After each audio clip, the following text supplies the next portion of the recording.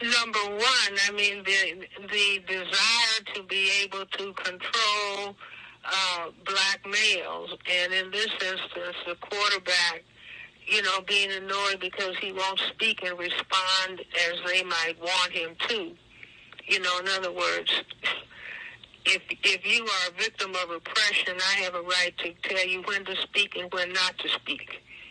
And that part is interesting, but more interesting is the continuing importance of the symbol of Ballgames in the system of racism, white supremacy.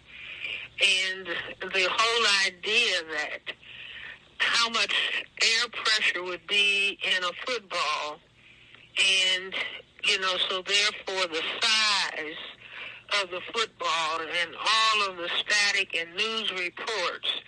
I mean, for somebody who's not involved in football games and in a sense watching from the outside, at a certain level it is just astounding because, as I've said in my work, that the ball games, there are two series of ball games in the system of racism, white supremacy: large brown balls and small white balls.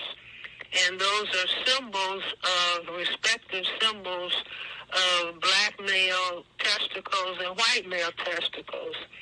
Black people didn't create these games, nor did they create the symbolism.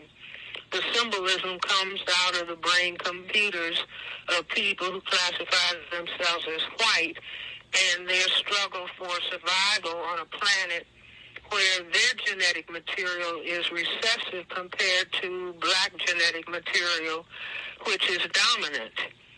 And the whole idea that, you can say that the game of football, like all the other ball games in a system of racism, white supremacy, they have black players in some of the games, but the games are basically controlled by people who classify themselves as white. And so that the brown ball is, first of all, it's larger than the white balls, but it has to be the right large size, and it cannot be under-inflated. And in my view, it's just fascinating. Speaking to the real fundamental issues that reside in the system of racism, white supremacy, which I say is a system for white genetic survival, in a system to prevent white genetic annihilation on planet Earth.